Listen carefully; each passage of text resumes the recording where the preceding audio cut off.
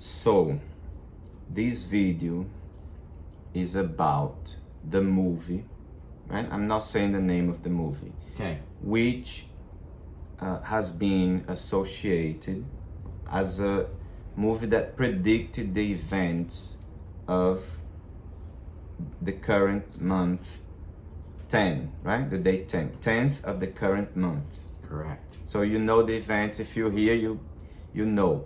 I'm not talking about these events or mentioning any names. So everyone's finding their own interpretation of numbers and symbols and coincidences, right? But what is undeniable is that names were very similar and the events were very similar. You don't even need to interpret. You can see it's right there.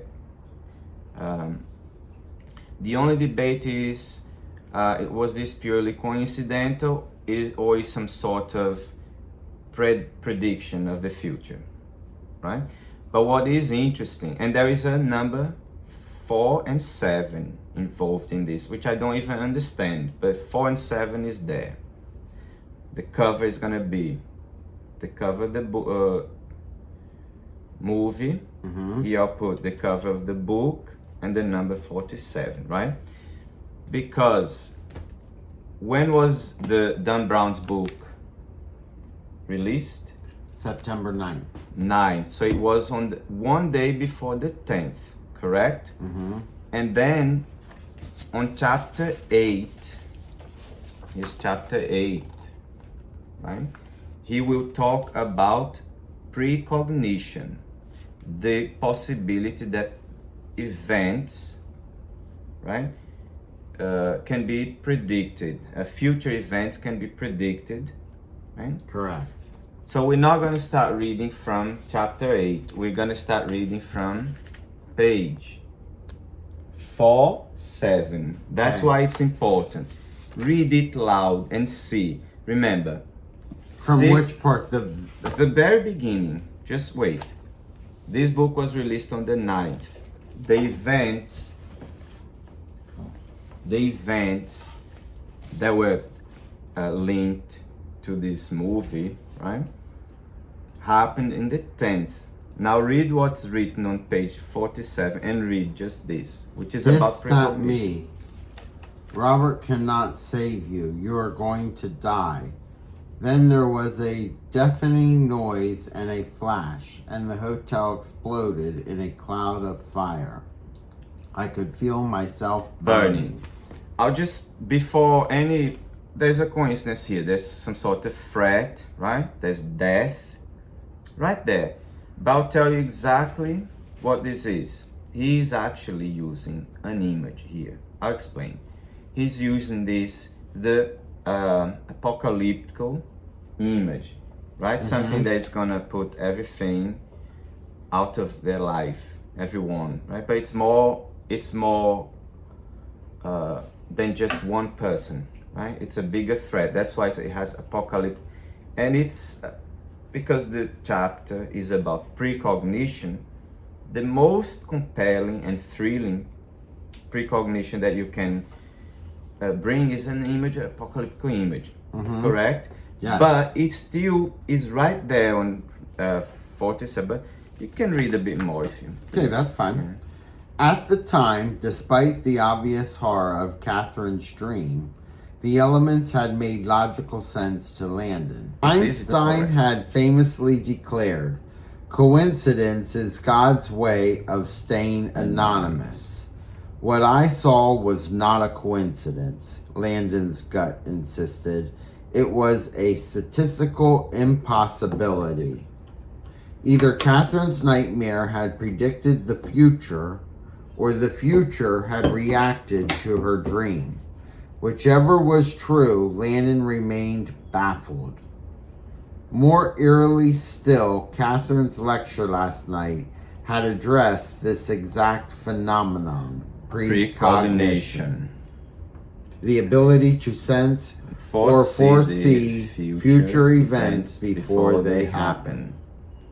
Should I continue? Yes. From the stage in Vladislav Hall, Catherine had recounted some of history's most famous instances of precognition, including the clairvoyant dreams of Carl Jung, Mark Twain, and Joan of Arc. She explained that Abraham Lincoln, 3 days before his assassination, had shared a dream with his bodyguard, Ward. Wait, this was 47. Look how he finishes the page. 3 days before his assassination, Abraham Lincoln had shared a dream of his bodyguard. Right, so it's you can see it is a coincidence, don't you think? Right. I could say, was this a whole stage, right, from the movie, not from what happened, right? The events are real. The events are real. I'm not putting any question. I didn't want to talk about. That's why I tried to even avoid. But I think we get a bigger picture. So you have other things that are coincidental, like this Robert Langdon novel come out on the 9th, right? And the chapter 8, which precedes the 9th, talks about precognition. It starts with that image, which is common in movies. It's very, right? Maybe the number 4 and 7 has attachment, right, in symbolism to this, right? And here ends with assassination. 3 days before his assassination, talking about Abraham Lincoln, correct?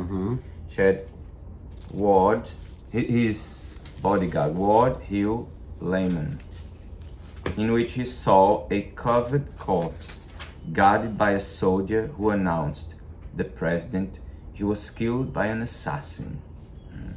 48, so that's 4 and 8.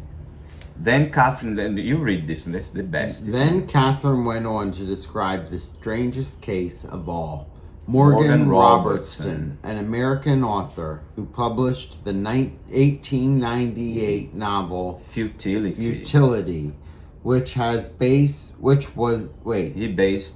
he based on a vivid nightmare he had about an unsinkable ocean liner, the Titan, striking an iceberg and sinking on one of its first voyages across the Atlantic Ocean.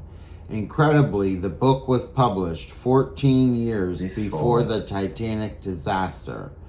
It so specifically described the ship's construction, navigational course, and sinking that the coincidence has never been explained. So basically from here on, in this chapter, he will proceed talking about an experiment, which has been replicated. I'm not sure if that probably is true. It's a real experiment that people, in a way, had to guess the picture.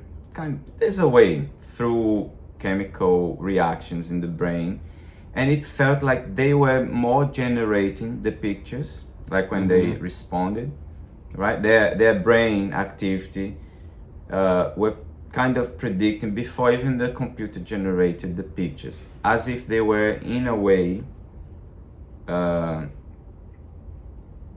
influencing the creation, right? Like manifesting those pictures. That's it. It's just talking about coincidences. No, absolutely. Right? And relating to, because I would not touch that subject. It's not, I would never, but coincidentally, it was associated to a movie that is one of good movies, Brian De Palma, with long shots and amazing cinematography. Correct? Correct. And it's interesting.